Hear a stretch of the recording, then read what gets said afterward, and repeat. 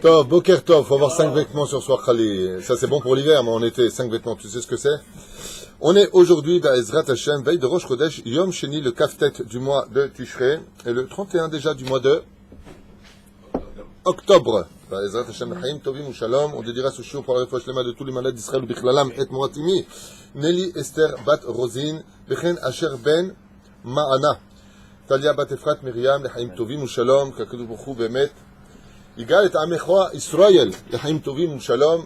Ceux qui veulent participer, je profite pour le dire aussi, parce que sur les 100 000 shekels dont on a besoin pour faire le Sefer Torah de Rabbi Nachman de Breslev, après notre retour d'Ouman à Rosh Hashanah, eh bien, on aimerait bien avoir des gens qui veulent acheter une paracha. On la vend 2600 shekels, qui correspondra à la somme globale pour honorer Rabbi Nachman de Breslev, un petit Sefer Torah qui pourra être pris et déplacé pour le besoin d'Ezrat Hashem, et être lu bien entendu tous les Shabbats, le Chaim Tovim ou le Shalom.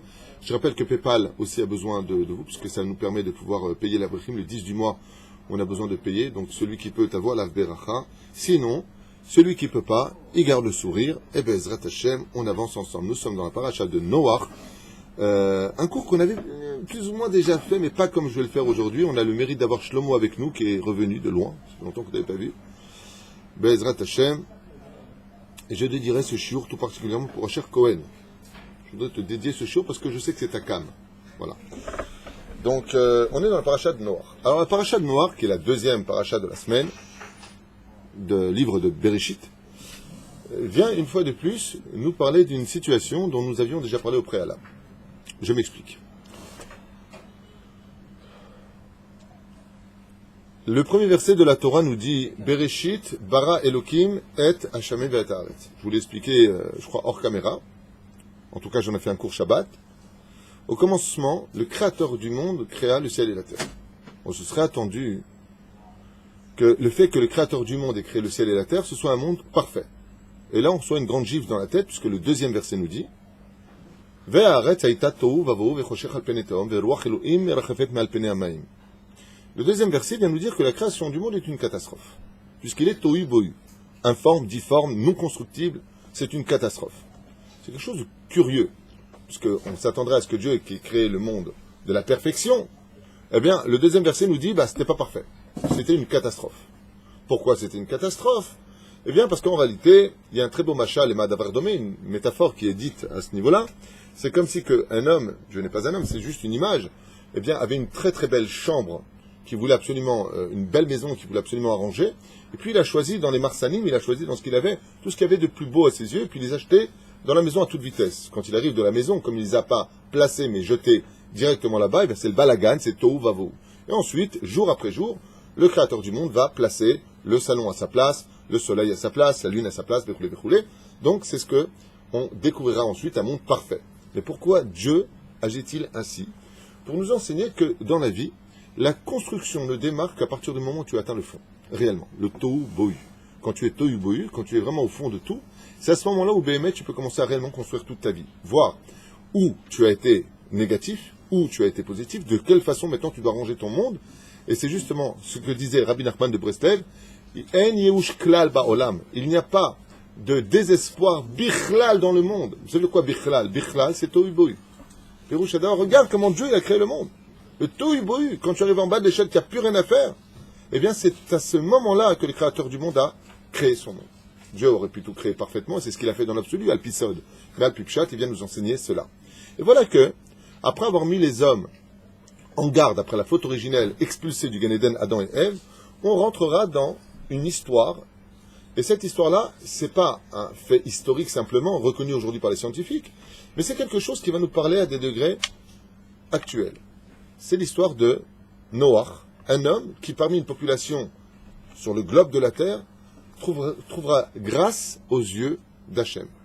Un homme qui avait grandi comme les autres, qui venait de 10 générations plus ou moins de tzadikim, puisqu'on nous parlera de son grand-père et père dans la paracha, Metushelach, Mathusalem, qui était un homme extrêmement pieux, et qui vivra, Baruch Hashem, une vie de Yirat Shamayim, comme très peu d'hommes ont pu le vivre, jusqu'à 969 ans, et puis laissera place par la suite à Noach, qui interviendra. Noach, les Chachamim nous disent, dans son dernier commentaire du livre de Me'am Loès, par exemple, en hébreu, qu'il était aussi rachat que sa génération. Mamash.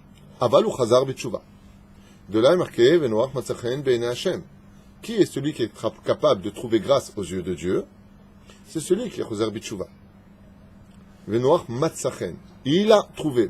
Il a trouvé. Noach hayat tzadik. Non. Venoach matzachen. Perouche adavar shegam Noach chazar b'tshuva shlema.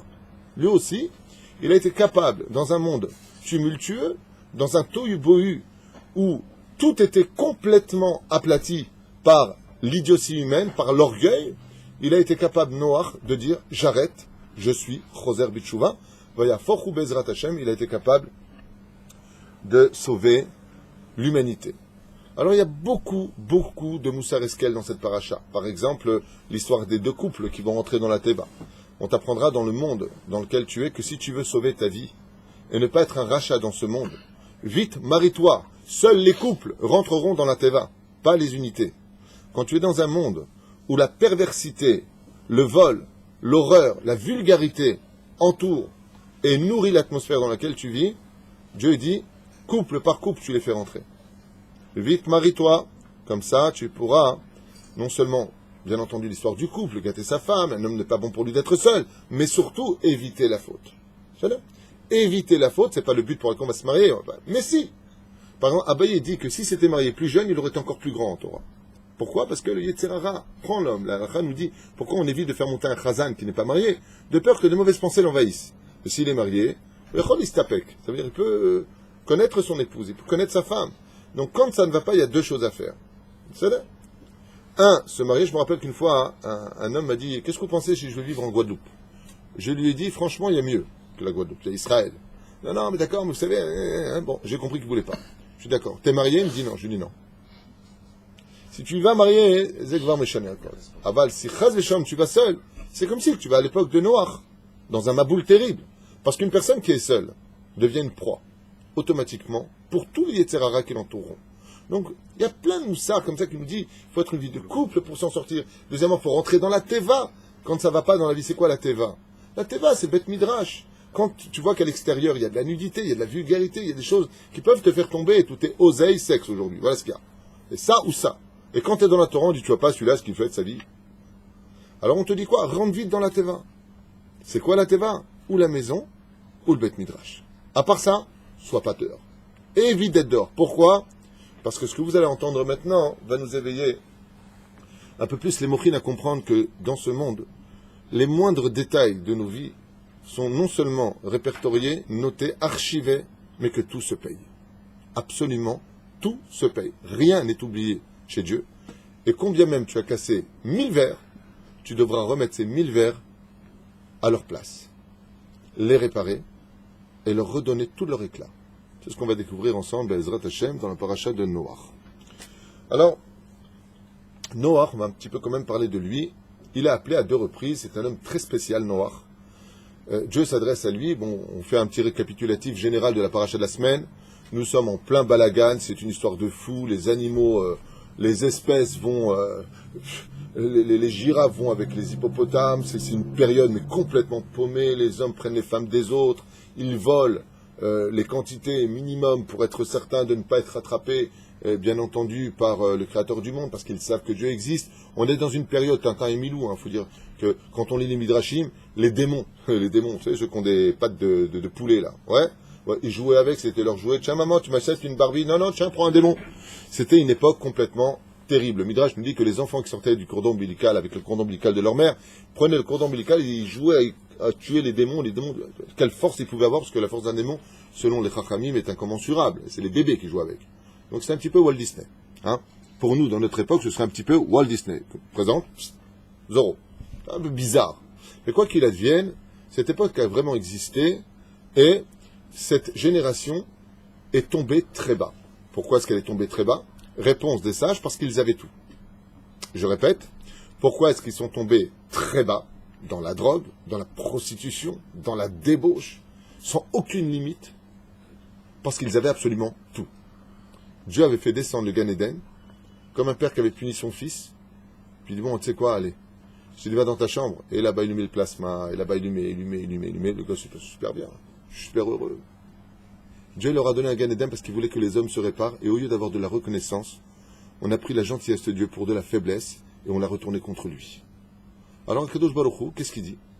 Il va avoir un homme qui se démarque des autres, qui est marié avec une femme exceptionnelle, dont la beauté n'a pas son pareil, qui s'appelle Naama, dernière descendante de Caïn. La fille de Tubal Caïn.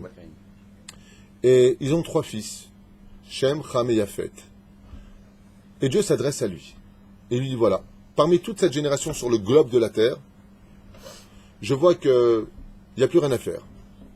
Les hommes sont partis à un tel degré de déchéance morale qu'ils se sont confondus avec les forces du mal à un tel degré qu'on ne peut plus.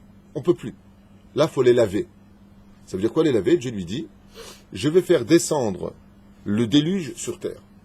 Un déluge spécial. Un déluge qui viendra du magma du centre de la terre et un déluge qui viendra du monde d'en haut. Et Akadosh Baruch Hu, triste, entre guillemets, il faut comprendre de quoi est-ce qu'on parle, dit à Noach, je vais te donner 120 ans pour construire une arche. Une arche qui fera donc 150 mètres, puisqu'elle fait 300 coudées, soit 150 mètres de long. À une époque où, je le dis, les enfants sont capables de, d'accord, lever des poids incommensurables. Noach ne comprend pas très bien le message de Dieu. Et il dit à Hachem, mais 120 ans pour faire une arche, c'est un clou par mois? Tu veux que je fasse pendant 120 ans? Et Akadosh Baruch Hu lui dit, pendant ces 120 ans, les habitants, les gens, CNN, TF1, Antenne 2, ils vont voir que tu fabriques un bateau en pleine forêt, en plein Yabasha, dans un lieu. Ils vont se poser des questions. Effectivement, tu vas avoir du mal à placer tes clous, parce que j'attends de toi que tu agisses. Noach dit ok. Les Chachamim nous disent, quand on a froid, il y a 2 façons de se réchauffer. Il y a celui qui va se mettre un manteau en fourrure, une bonne couverture si vous préférez, et puis il y a celui qui va allumer le feu, et puis il va se réchauffer. Il y a 2 façons donc de se réchauffer. Ou je me mets une grosse couverture en laine, ou une parva si vous préférez, comment on appelle ça une parva, la fourrure, ou alors tout simplement, j'espère que Brigitte Bardot ne regardera pas le cours, ou alors tout simplement une bonne couverture en laine. Allez, comme ça elle se calme. C'est là. Noach, d'après vous, il allume un feu pour se réchauffer, ou il met une grosse couverture sur lui parce qu'il a froid? Pourquoi il met une couverture? C'est que pour lui. La différence, dit la chassidoute, il y a 2 façons de se couvrir quand on a froid. Il y a celui qui pense qu'à lui, qui va se couvrir lui-même, et il y a celui qui va penser aux autres, parce qu'il a froid, il dit les autres aussi ont froid, donc j'allume un feu. Ça, c'est Avram Avinu qui rentre dans la fournaise ardente et fait un kiddush Hashem avec ce four, dans la paracha de Lech Lecha, où tout le monde va dire, il y a Dieu. Regarde, il est rentré dans le feu, et il a refroidi les ardeurs. Il y a un Dieu. Va y avoir Avram, il aurait pu faire son petit monastère, sa petite synagogue à lui, les Lefel Avdalim, et puis voilà, moi je suis religieux, Dieu. Noach ne comprend pas le message. Il va répondre, attention, ne vous trompez pas, quand on vous dit que Noach n'a pas prié pour sa génération, c'est faux. Il a prié. Il n'était pas chassid, quoi. Seulement, il n'était pas chassid. Et la Torah le dit. Qu'est-ce qu'il était? Tzadik. Aya, Bedorotav. Tzadik, pas chassid. Et cette notion de tzadik revient à lui. C'est-à-dire que Noach, quand les gens venaient, qu'est-ce qu'il disait? Mais qu'est-ce que tu fais, Noach, en train de fabriquer tout ça? T'es pas un peu débile? Tu t'ennuies? Ah, tu fais une boîte de nuit style bateau? Bateau ciseaux? Et Noach disait, non, pas du tout, le créateur du monde va vous envahir parce que vous faites n'importe quoi. Bon, alors celui-là, qui t'a dit? Ouais, vous allez crever au Guéhinam. Bon, vraiment, alors tu crois qu'on a peur? En plus, on a les géants, fin de la paracha la semaine dernière, les Néphilim sont ici. Des hommes mi-anges, mi-démons, mi-hommes. On ne sait pas comment réellement les définir. Et Marc de savoir si vraiment on parle de Néphilim, qui sont spirituels hommes. En tout cas, la tradition est comme ça. Quoi qu'il advienne, ils n'ont pas peur. Et pourquoi ils n'ont pas peur? Imaginez un homme qui connaît le président. Il a les meilleurs avocats. Il a une santé de fer. Physiquement, c'est Bruce Lee. D'accord? Il est multimilliardaire. Tu lui dis alors, toi, fais gaffe. Il a peur? C'est exactement ce qui se passe. Ils sont blindés. Ils ont une force incommensurable. Ils connaissent tout le monde. Ils connaissent leurs dirigeants. Et ils sont tous unis dès qu'il faut faire du mal. Ils ont peur de qui? De personne. Donc, ils prennent pas. Noach les met en garde. Et Noach leur dit à chaque fois, je vous aurais prévenu, hein. Allez, taf, taf, taf, taf. Ne me dérangez pas si vous voulez pas être sauvés. Et voilà que la paracha continue. Bekitsour, l'eau va tomber pendant 40 jours et 40 nuits. Si j'oublie, vous me dites, n'oublie pas que tu avais dit de rappeler 40 jours et 40 nuits. Pourquoi 40 jours et 40 nuits? Il y a plusieurs raisons à cela, mais je vous en donne une maintenant pour expliquer la suite après. Exactement. C'est-à-dire que le mikvé, Tohu Bohu, vous vous rappelez c'était quoi Tohu Bohu? Et l'eau, couvrait la surface de la terre. Donc Dieu va remettre l'histoire du deuxième verset de la Torah, Tohu Bohu, le monde redevient Tohu Bohu. C'est-à-dire que tout est difforme, il n'y a que de l'eau sur terre. J'ai besoin maintenant de laver le monde. Mais c'est les chamottes. Elles sont parties où, elles? Elles sont mortes. Les corps sont morts, mais les neshamot, elles, sont parties. Elles se sont élevées entre le monde de transition qu'on appelle le Kafakela. Elles sont parties dans un monde de transition. Qu'est-ce qu'on devient, qu'est-ce qu'on fait? 40 jours et 40 nuits, c'est l'histoire d'un fœtus. Fabrication une nouvelle vie. Ça, c'est le pshat. Alpison, on va voir exactement plus tard de quoi on parle. Si j'oublie, tu me diras, t'avais parlé des 40 jours, 40 nuits, c'est quoi l'histoire? C'est là. Et puis Dieu va faire descendre de l'eau. Pourquoi les punir par de l'eau? Pourquoi pas, comme le disent les historiens, qu'il y a eu des volcans qui ont fait couler la lave sur la terre, et puis voilà, le feu. Après tout, leur faute était digne d'un feu. Pourquoi? Parce qu'ils étaient remplis d'enthousiasme et de feu à l'intérieur pour faire le mal. Quand tu vois une gonzesse que tu dis, punaise, je suis chaud. Alors, Zek et Negedze, pourquoi de l'eau? Ça aussi, tu me rappelleras pourquoi j'ai dit pourquoi de l'eau. De l'eau bouillante, certes. Donc le chaud rappelle que tu as fait la vera avec enthousiasme, ça avait le champ chaud, alors l'eau était bouillante. D'accord. Ils ne sont pas morts noyés, ils sont morts noyés et brûlés. Selon le Midrash. Parce que Dieu ne plaisante pas. Il laisse, mais quand ça tombe, ça fait mal. 7000 degrés selon le Midrash. Mais les poissons ne sont pas morts. Les poissons ne sont pas morts, pourquoi? Comment ils ont réussi à tenir à l'eau chaude? Tout simplement, non, parce que l'océan était... Ils sont descendus au fond de l'océan, ils ne sont pas restés en haut. On n'a même pas commencé la préface du cours, je voudrais juste avancer à fond. Là, on est juste dans un récapitulatif général de tout ça. Bekitsour, je suis obligé d'avancer, mais c'est tellement important de réaliser ce qui se passe ici et comment on peut le vivre en 2016 de l'ère vulgaire de nos jours, cette histoire de préhistorique de Noach. Noach Bekitsour Velaïnian rentrera dans la Teva, les eaux vont commencer à tomber, ils vont empêcher Noach de rentrer dans la Teva, 2 démons vont rentrer aussi avec Noach dans la Teva, c'est là, la fourberie et le mensonge, c'est là, il y a beaucoup de midrashim sur cette église, pourquoi? Et puis Noach va faire pendant une année entière, puisque le déluge va tomber pendant 40 jours, et le 17 du mois de Marcheshvan, justement, eh bien, il va commencer à envoyer un corbeau. Le corbeau va manquer de respect à Noach, en lui disant, tu m'envoies parce que tu vas aller avec ma gonzesse. Alors, Noach lui dira, tu es un oiseau de malheur, et le corbeau va être maudit. D'ailleurs, 3 vont être maudits pendant cette période tumultueuse du déluge, qui sont le chien, le corbeau et Cham. C'est pour ça que les 3 sont sortis noirs de la Teva.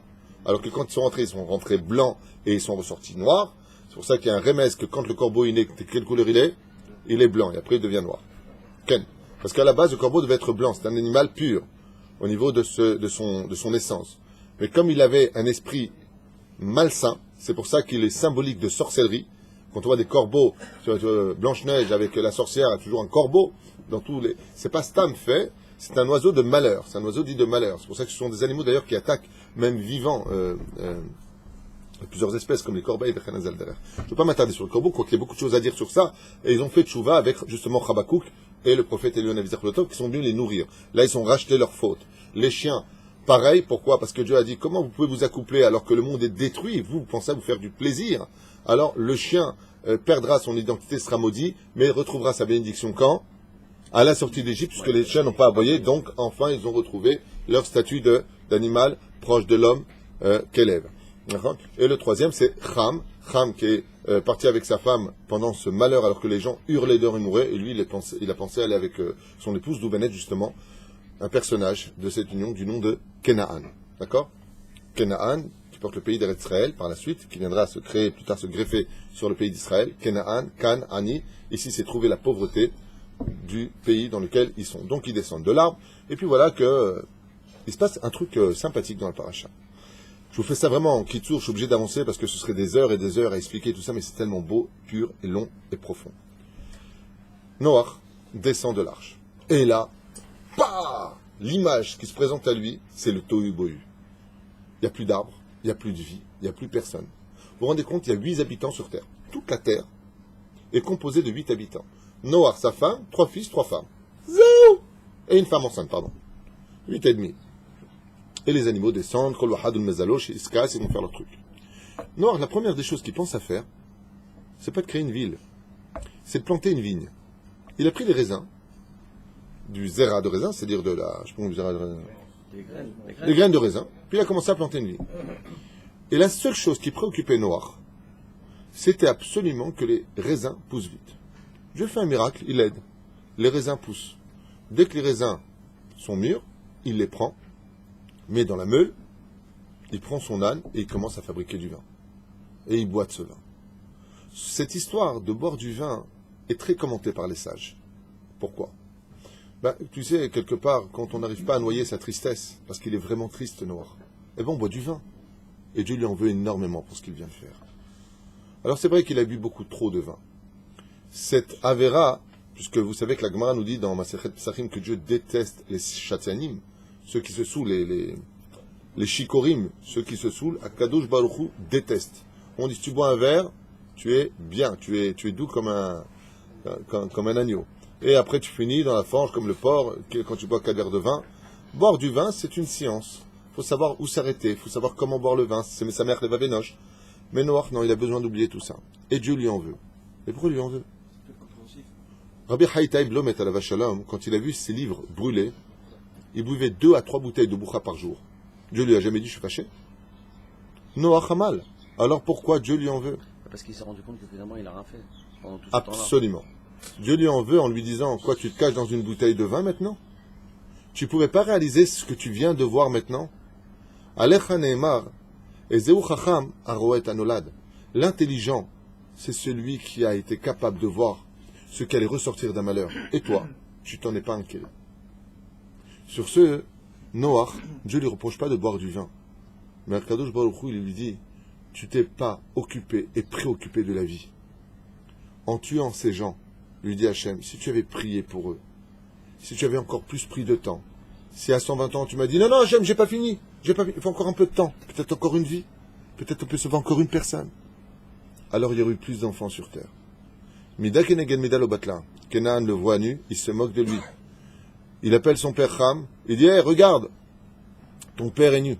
Il dit, mais attends, viens on fait un calcul. La terre est ronde, on n'est pas bête, on va pas mettre des millions d'années pour comprendre que la terre est ronde, déjà à leur époque ils le savaient très bien. Ouais. On va pas se partager la terre avec plus d'enfants. Il va aller avec sa femme, il va nous faire des frères, attends, faut peut-être pas abuser, hein. On va lui couper le sifflet. Pourquoi on va lui couper le sifflet ? Comme ça, il ne pourra pas avoir d'autres enfants et la terre se divisera pour 3 personnes, et pas 4, pas 10. Ouais. Alors il lui coupe la vie.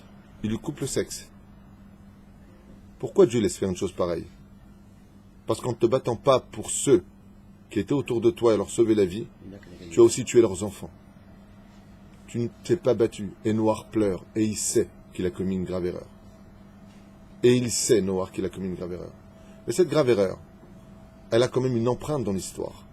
Alors l'histoire continue après, Ludor Aplaga, il va vivre l'histoire de la tour de Babel, et puis ils vont se créer les pays, Mishpechot Adama, où chaque personnage qui naîtra avec un nom, bien Mitzraïm va créer le pays de Mitzraïm, Pout va créer le pays de Pout, et puis Ashur va créer le pays de Ninvé. Chacun portera son nom, et en fin de compte, on découvrira dans la Torah en réalité qu'ils avaient déjà leur langue.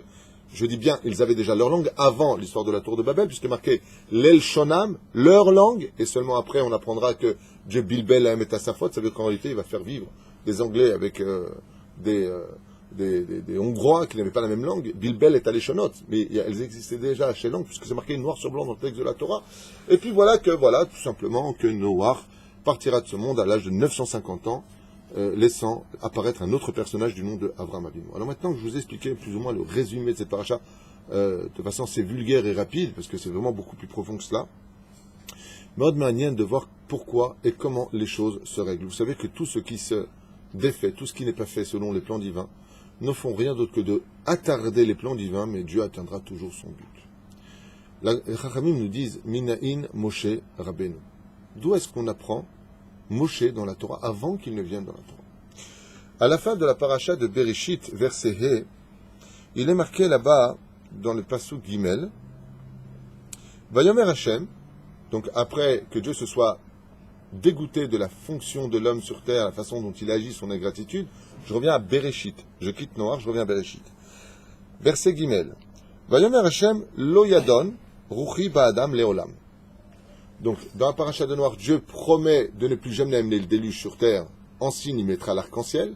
L'arc-en-ciel qui est un signe de mise en garde tellement grave qu'il est interdit d'observer un arc-en-ciel. De l'observer, sinon tu baisses la qualité de ta vie, nous dit la Gemara. Et voilà que Dieu nous dit, Lo yadun ruchi ba'adam le'olam, beshegam ou basar. Beshegam, ça fait combien en gematria?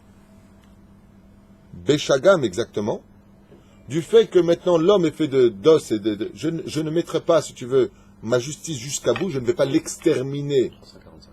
Ça fait 345 gematria. Mashiach. Moshe. Moshe, même Shin E. Beshagam, ici la Torah, avant de s'adresser à Noach, elle a préparé le médicament au problème qui allait surgir. Beshagam, hu basar. Je vais créer un homme de chair et d'os qui viendra réparer tous les dégâts jusqu'à sa venue. Comment s'appelle cet homme? Beshagam. Beshagam, Zé Moshe Rabbeinu. Et d'où est-ce qu'on voit que c'est lui? La suite du verset nous le dit. Vehu Yamav, et lui, sa vie, oh, c'est lui sa vie, Me'ave Esrim Shana. Il aura 120 ans de vie. Pourquoi 120 ans de vie? Pourquoi un homme doit-il vivre 120 ans de vie? Pour réparer les 120 ans de fabrication d'une arche que je t'ai demandé pour faire teshuva à une nation entière qui était tout autour de toi. Voilà pourquoi je te donne 120 ans de vie, Moshe. Parce qu'en 120 ans de vie, tu vas réparer ce qui n'a pas été fait par toi-même. Et qui c'est ce toi-même? C'est Noach. Mon Noach, quand il est décédé à l'âge de 950 ans, Akadosh Baruch Hu lui a dit, Noach, il y a eu beaucoup de dégâts et beaucoup de bonnes choses. Grâce à toi, tu es le père de la terre. Tu es le père de toutes les nations du monde. Mais tu n'as pas su sauver ce peuple. Tu n'as pas su sauver ces nations. Et ils ont été éparpillés. Et ils sont tous morts. Ils sont tous morts à cause de toi. Parce que tu n'as pas su trouver les mots qu'il me fallait. Et qu'est-ce que tu as dit? Noach, je ne sais pas prier, moi je ne suis pas Ish Dibouri. Je ne suis pas un homme de la parole. Je ne suis pas un homme qui sait parler. Alors Dieu lui a dit, tu verras que tu reviendras dans les mêmes conditions. Tu seras bègue. Pas fait pour parler. Et pourtant, tu prieras pendant 120 ans pour ton peuple. C'est Moshe Zénoach. Et vous allez le voir maintenant dans le texte. Je vais appeler le Soda Hashmal. Et on va faire des comparaisons. Parce qu'il y a des millions de choses à dire. Je vous fais kiffer comme ça à toute vitesse rapide. Rapide de la Kasseguilianos. Très simple. Regardez ce que nous enseignent les Mekoubalim. Quand Moshe est né, d'accord? Où est-ce qu'il a été mis pour être sauvé? Non. D'abord dans une Teva. La deuxième fois dans la Torah, on voit le mot Teva, arche, c'est pour Moshe. Qui est dedans? Il n'y a que lui. Il n'y a que d'un coup. Qui était dans la Teva? Il y avait Noach. Et qui était dans la Teva? Il y avait Moshe. Tu repars à zéro. Allez, compte à rebours, lui dit Hachem. Tout se répare sur terre. Tu crois que c'est du hasard? Maintenant, la Teva, elle flottait sur quoi? Des eaux tumultueuses. Moshe, tu repars à zéro.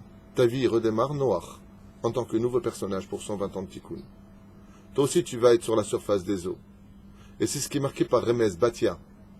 Mazé Batia, les Chachamim, ils disent, la Shekhinah de Dieu, le monde d'en bas. C'était la fille de Pharaon. Et pourquoi la fille de Pharaon? Parce que Pharaon, ce sont les lettres du mot Pera, mauvaise bouche. Celui qui n'a pas su prier pour les autres. Velachen, toutes les allusions sont là. Pourquoi est-ce qu'elle appelle d'un coup Moshe? Le verset nous dit Ki machiti ou minamaim. Parce que tu as été sauvé des eaux. En réalité, elle ne parle pas de Moshe qu'elle vient de sauver le bébé qui vient d'être sauvé des eaux. Mais Batia vient de voir Beroa HaKodesh qu'en réalité la naissance de Moshe venait d'un homme qui a été sauvé des eaux à l'époque du déluge qui était noir. La reine Atanikra mi Ki machiti ou marpatlecha. Tu t'appelles David parce que c'est Gematria Yad. On s'en fiche de d'où, pourquoi tu t'appelles Moshe. Elle lui dit non. Ki machiti ou minamaim. C'est parce que tu as été sauvé des eaux, Noach, qui est devenu Moshe. Et non pas parce que je viens de te sortir maintenant des eaux. Ça, c'est le pshat, ça existe. Mais en réalité, Batia vient lui faire une allusion qui est très précise. Elle vient lui dire, toi, tu reviens des eaux. Donc, si je fais comme ça un petit... À cause de qui sont-ils morts toute la terre dans la paracha de Noach? À cause de Noach. Par quel élément ils sont morts? Par l'eau. Moshe Rabbeinu mourra dans le désert. À cause de quel élément? L'eau. L'eau. Tout le monde se pose la question en disant, mais je ne comprends pas une chose. Le peuple d'Israël, est-ce qu'une seule fois on le voit pour prier pour Moshe qui rentre en Israël? Et c'est ce qu'il dit, Moshe. Il dit, c'est à cause de vous. Vayechal, Moshe. Si vous regardez le mot Vayechal, Moshe Rabbeinu, il dit, je comprends pas. Moi, j'ai tapé le rocher pour que l'eau, elle surgisse par le biais de la prière. Mais j'ai préféré sauver vos vies. Parce que si j'avais frappé le rocher, si j'avais parlé au rocher et qu'il m'aurait obéi, ça vous aurait fait une accusation à vous qui n'écoutez pas, si ce n'est qu'après qu'on vous donne des coups sur la tête. Donc moi, je vous ai sauvé par les eaux. Et vous priez pas pour moi, le peuple. Et le peuple ne ressent pas le besoin de prier. Tout ce que fait Dieu, c'est bien. Pourquoi Dieu laisse une telle chose se faire? En réalité, Dieu empêche le peuple de prier. Pourquoi? Il dit tout simplement, est-ce que toi, tu as prié pour sauver la terre noire? Alors que les eaux allaient les tuer, de la même façon, tu mourras dans le désert à cause des eaux, et personne ne priera pour toi, Moshe. Pas parce qu'ils sont mauvais, parce que c'est ton tikkun. Tikkun de ne pas comprendre en regardant le peuple d'Israël en disant, dans la paracha de Ré, vous allez rentrer en Israël, vous allez vivre sur cette terre. Mais moi, personne prie pour moi, vous me laissez seul, il n'y a pas de problème. Et je vais mourir. Je vais être seul, il n'y aura personne pour m'accompagner, ça vous fout pas les boules? Et regarde comme ça, il dit, mais Dieu nous a demandé de rentrer en Israël. Comme Noach le dit. Dieu m'a demandé de rentrer dans la Teva. Akol Tikkun. Et c'est maintenant que vous allez comprendre. C'est qu'en réalité, si vous avez compris que Moshe était celui qui donnerait la Torah, alors qui était Noach? Moshe. Qui devait donner la Torah à cette époque? Noach. En ma'im et la Torah. Pourquoi Dafka, l'eau a envahi le monde? Parce qu'à cette même période de Gan Eden, où tout le monde était riche, comme l'histoire du don de la Torah le 6 du mois de Sivan, Dieu voulait descendre la Torah et s'adresser à Noach. Noach, ils ont atteint le 49e degré d'impureté sur terre. Fais quelque chose. Fais-toi une teva. Comment on appelle un homme qui monte pour lire la Torah? Il monte sur quoi? Il monte à la teva. Il lui dit, fais-moi une teva à Pérouche Adavar. Fais-moi un lieu où tu pourras donner la Torah. Fais-moi quelque chose de grand. Parce que sinon le monde va être détruit. Si la Torah n'est pas étudiée, le monde n'a pas besoin d'exister. Et lui, il s'est fait sa teva à lui. Combien de temps Moshe est-il monté en haut? 40 jours et 40 nuits. Excusez-moi, les termes sont précis. Xerashava. Il lui dit 40 jours et 40 nuits. Alors, puisque la Torah devait être donnée en 40 jours et 40 nuits, en ma'im et la Torah, il n'y a pas d'eau, si ce n'est que l'étude de la Torah. Alors c'est un monde de destruction que tu recevras. Parce que Dieu dit à Noach, qui plus tard deviendra Moshe, si la Torah n'est pas étudiée, pratiquée, alors automatiquement c'est le Nachash qui s'y installe. Ve'abor rek en bomaim, aval nechashim ve'akravim yesh bo. Ils seront brûlés. Pourquoi par des eaux? Parce que la seule chose dans le corps qui représente la même douleur que la piqûre d'un serpent ou d'un scorpion, c'est de l'eau bouillante. Un homme qui se fait mordre par le venin d'un scorpion ou d'un serpent dit « ça me brûle ». C'est un liquide qui brûle. Et c'est ce que lui dit Hachem. Noach, j'attendais de toi que tu répares le monde. Noach, je pensais que tu allais créer une teva pour recevoir la Torah. Alors étant donné que ce n'est plus cette Torah-là que je peux donner, Mida keneged mida lo batla, puisque chacun ne pense qu'à lui que vous êtes dans la déchéance morale, ce n'est pas la Torah que vous recevrez, mais son contraire. En ma'im, moi je voulais donner ma'im chaim, alors c'est ma'im shel nachash ve'akravim, c'est de l'eau bouillante qui vient. Ze ha'evdel. Kol choser le tikkunu. Mais la reine Noach ici, pourquoi est-ce qu'il retrouve sa vie plus loin? Tout simplement pour cette notion-là. Le Moshe matzachen ben Hashem. Ne lis pas Moshe matzachen et Moshe a plu aux yeux de Dieu. Moshe Noach be'ene Hashem. Moshe était Noach aux yeux de Dieu. Seul Dieu savait qui était Moshe. Alors je vais vous faire comme ça des petites comparaisons rapides. On avait déjà fait un cours comme ça, je me souviens, il y a très longtemps. Mais une fois qu'on a expliqué ça, on pourra revenir sur des explications un peu plus sympathiques. Dans le Sod HaChashmal, le Rav Yekutiel nous ramène ici des comparaisons. Vous êtes prêts? On fait la liste assez rapidement. Mais vous allez comprendre les textes de la Torah, comment ils viennent exactement. Du côté de Noach, il y a marqué Noach lo itpalel maspik l'atil et haolam. Vous voyez, il y a bien marqué qu'il a prié. Aval lo itpalel maspik. Qui est celui qui va tellement prier que Dieu lui dire arrête, ça suffit, c'est trop? Moshe. Être un homme. Noach, le itpalel maspik. Moshe itpalel yoter midai. Moshe aya. בסדר? ולכן כתוב שהמבול נקרא על שמו, et c'est pour cela d'ailleurs, et là il y a quelque chose de dur à entendre. Comment on appelle le maboul dans la Torah? Comment c'est appelé dans la Torah le maboul? Mei Noach, les eaux de Noach. Imaginez qu'un homme se trouve dans un building, il descend les escaliers, il n'a rien à voir avec le problème, le feu prend dans le building. Comment s'appelle le mec? Roland. On appellera le feu de Roland. Mais Roland, il descendait les escaliers comme un touriste dans l'histoire. J'ai rien fait, produit ça sur mon dos. Et dans la Torah, comment ça s'appelle? Va'amabul nikra shmo shel Noach, mei Noach, les eaux de Noach. Pour dire que si le déluge s'est abattu, c'est sous la responsabilité de Noach. Et c'est pour cela que Moshe Rabbeinu donnera la Torah pour réparer les eaux de Noach. Parce que les eaux sont un signe de bénédiction. Et si les eaux ne descendent pas, que la sécheresse s'abat sur le peuple, c'est parce qu'on n'étudie pas assez la Torah. Alors l'eau ne descend plus. Noach banateva, 120 ans. Moshe Rabbeinu velo itpalel maspik latil et ha'am. Lachem Moshe itpalel באותה מידה, באותו זמן. שנוח נפרד מבני דורו, ונכנס לתיבה כתוב, בעצם היום הזה בא נוח. Et il fut qu'au milieu de cette journée est venu Noach.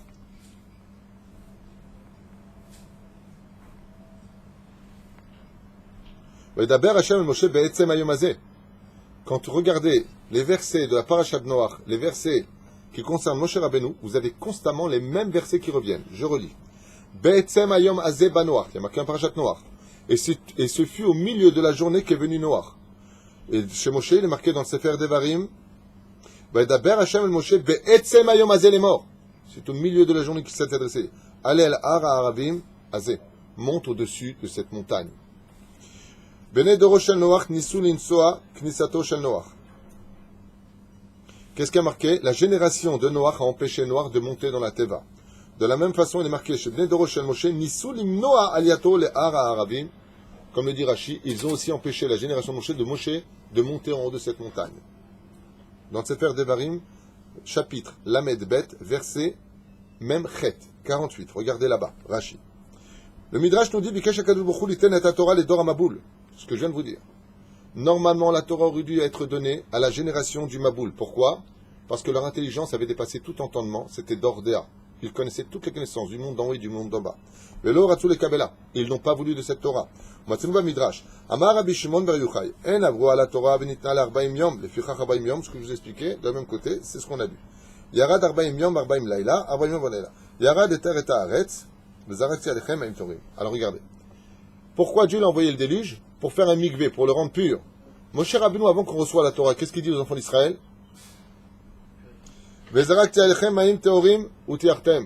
Et j'ai jeté de l'eau sur vous pure pour vous rendre pur et recevoir la Torah. La génération de Moshe aussi reçoit de l'eau. Mais cette fois, c'est de l'eau pure pour recevoir la Torah. Une question comme ça, si vous avez compris de quoi on parle depuis tout à l'heure. Celui que Moshe Rabbeinu a sorti d'Égypte, ce peuple dont on parle, c'est qui? C'est toute la réincarnation du Dor HaMaboul. Et c'est pour ça que comme il y avait le Zera, le Gar'in, qui venait de la descendance de Shem, qui sont les Hébreux qui naîtront en Égypte, Moshe Rabbeinu a dû sortir aussi son propre peuple. Moshe Rabbeinu n'était pas que le berger du peuple juif. Il était aussi, écoutez bien, le responsable du Erev Rav. Et qui était le Erev Rav qui sont sortis selon Rabbeinu Bachye? Des milliards. Selon Rabbeinu Bachye, on parle de milliards. 1 milliard, je crois, un truc comme ça. 900 millions, pardon. 900 millions. Il y en a qui disent plus, il y en a qui disent non, on s'en fiche. Celui qui croit, il croit pas. C'est pas le problème. Mais pourquoi Moshe Rabbeinu a sorti le Erev Rav? Parce que c'était son tikkun à lui. C'était ceux qui habitaient dans les autres pays pour lesquels Noach n'a pas prié. Donc Moshe n'a pas tenu compte de leur vie. Maintenant qu'ils sont dans le tumulte de l'Égypte, les 10 plaies, qui va mettre le monde chaos tohu comme le déluge le fit, qui va détruire ce pays d'Égypte, Moshe Rabbeinu ne pouvait pas sortir sans l'Erev Rav. Il en avait lui la responsabilité. D'où l'expression de Dieu au Sinaï. Amcha chata. Le peuple que tu as, à toi, le Erev Rav, lui aussi est tombé. Donc c'est ta responsabilité. Je tourne la page et j'ai bientôt fini. מי שרוצה ללכת ולשוט במי התורה, צריך להיכנס לטבע, מרמז לתיבת התורה, התפילה. Il dit pourquoi est-ce qu'il est rentré là-bas? Pendant une année entière, vous savez que Noach a fait que du chesed dans la teva. On avait fait les midrashim ensemble, il s'est même fait frapper par le lion parce qu'il avait tardé à lui donner à manger. Et de là, les chachamim nous disent Olam chesed ibané. Déjà depuis la Bereshit, c'est déjà dit ce verset. Le monde tiendra sur la construction du chesed, de faire du bien à autrui.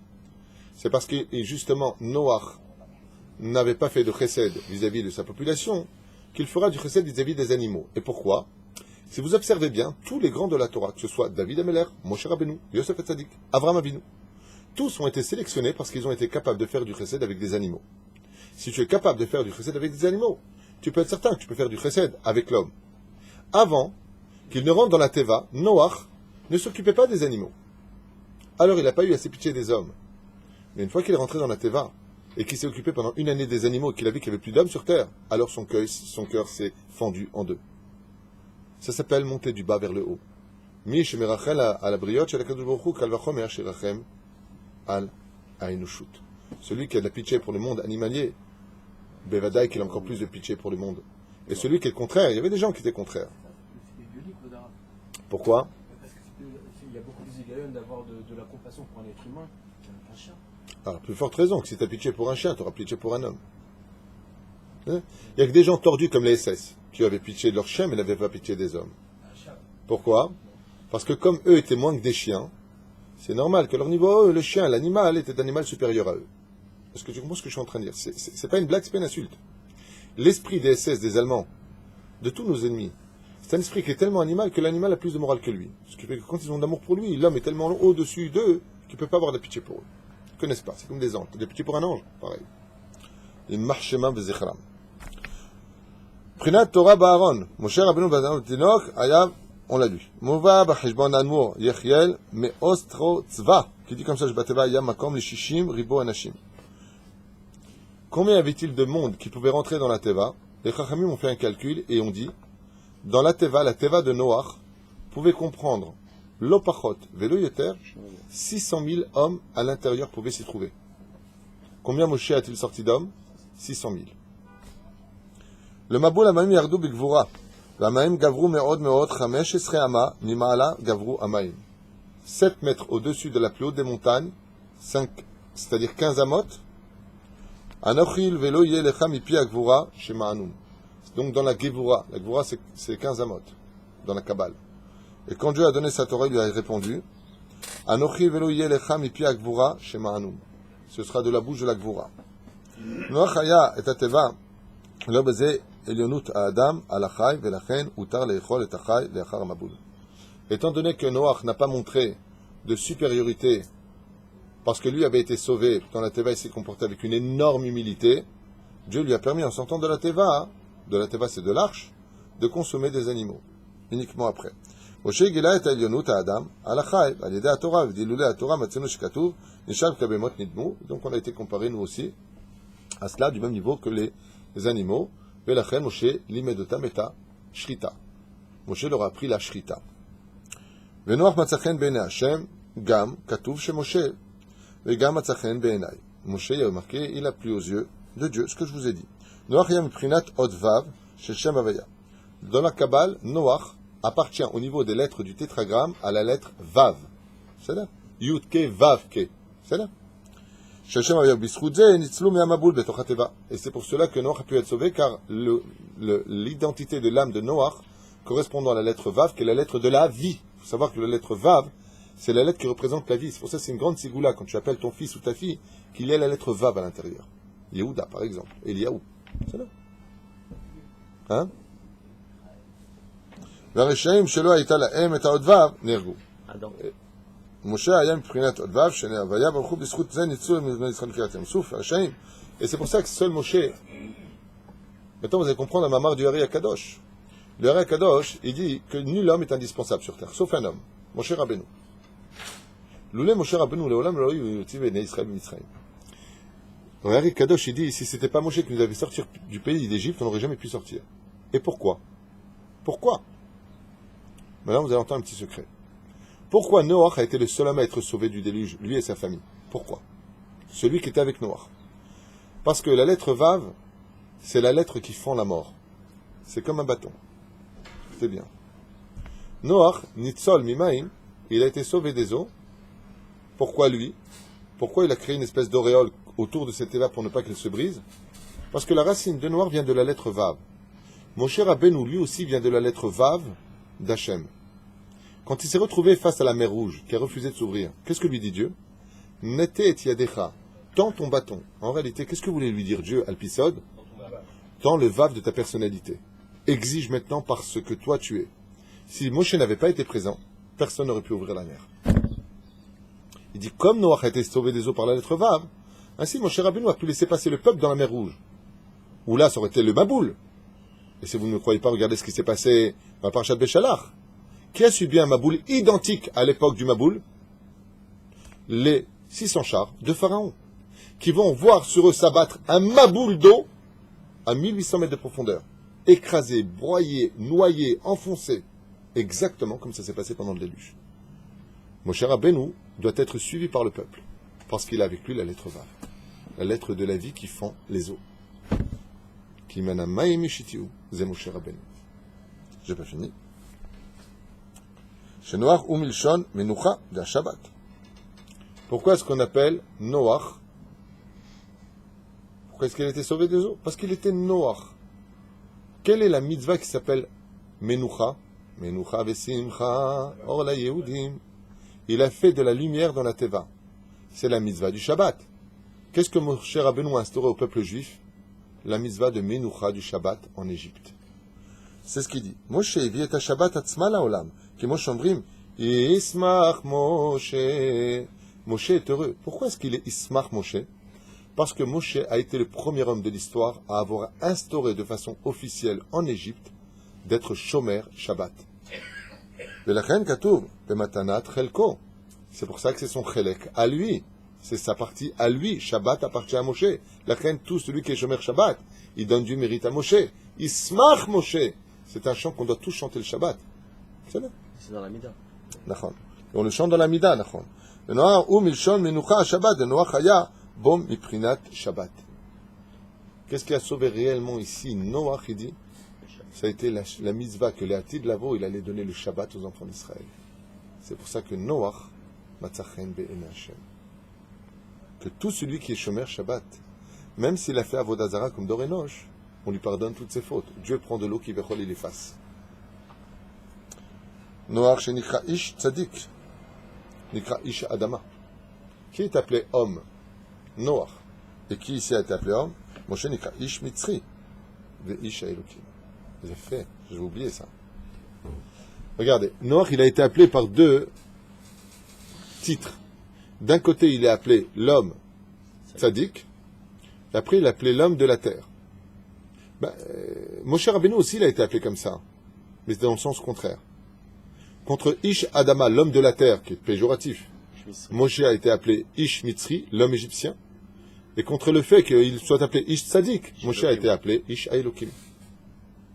Et ainsi donc, Moshe Rabbeinu a pu faire rentrer le peuple d'Israël jusqu'aux frontières, mais n'a pas pu rentrer en Israël, tué par les eaux tumultueuses du déluge, qui était l'eau de Memeriva. Valze Ravu al Moshe Rabbeinu. Quand à Noach, quand la population disait « Pourquoi Noach tu veux pas nous sauver? Pourquoi tu peux pas faire quelque chose ?» Mais j'arrête pas de vous prévenir, leur dit. Vous êtes des rebelles. Qui a dit cette phrase? Moshe Rabbeinu. Vous êtes des rebelles. Alors l'eau a refusé de se donner. Ainsi se finit le tikkun de l'homme. Il faut savoir que les Chachamim nous disent que toute la génération du déluge se sont retrouvés autour de Moshe. C'est pour ça qu'ils voulaient constamment tuer Moshe et attaquer les survivants qui étaient dans la Teva. La Teva, c'est l'étude de la Torah. Les Amalécites, les Cananéens, les Philistins. Ce sont tous des réincarnations du déluge. Le Hari Akadosh nous dit qu'à la fin des temps, toutes ces générations, y compris le Dordéa, la génération de Moshe, seront présents pour le Mashiach. Tous seront présents. Et chaque juif aura l'occasion de rentrer où? Dans la Teva, dans le Beth Midrash, pour apprendre la Torah dans cette génération. Chez Nehema. Et qu'est-ce que fera l'homme pour être sauvé de Gog ou Magog? Cette fois, vous vous rappelez ce qu'il avait marqué là-bas? Dieu a juré de ne plus jamais envahir le monde par de l'eau, mais il n'a jamais juré de ne pas l'envahir par du feu. La guerre de Gog ou Magog, c'est une guerre de feu. Esh. Mais la reine, qu'est-ce que fera l'homme? Qu'est-ce qu'il fera l'homme? Ya'asok batora bigmilut chassadim. Qu'est-ce que faisait Noach dans la Teva? Il étudiait les 7 lois noachides et faisait que du chesed autour de lui. Alors il a été sauvé. Ou Maya c'est Adam. Si tu veux plaire à Dieu, si tu veux être sauvé, rentre dans la Teva. Vous avez compris pourquoi les 3 séoudot sauvent de la fin des temps, du Geinam, des Tsarim, de Chevlo Shel Mashiach, de la guerre de Gog ou Magog? Parce que Noach dit Moshe a donné le Shabbat. Et quand on est capable de faire du chesed de Shabbat et de manger les 3 séoudot, automatiquement, on sera protégé du maboule de feu de la fin des temps. Shelachem Shabbat Shalom.